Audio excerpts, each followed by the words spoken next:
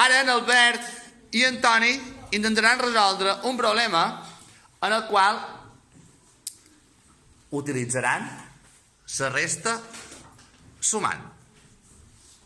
Endavant.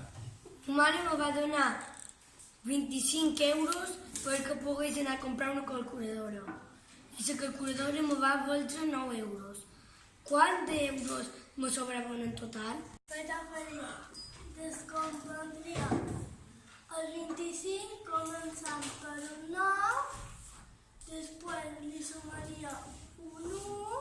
Per què?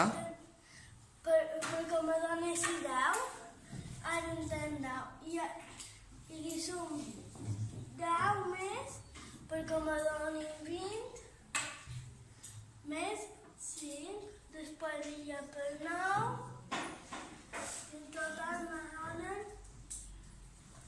7 euros. Euros.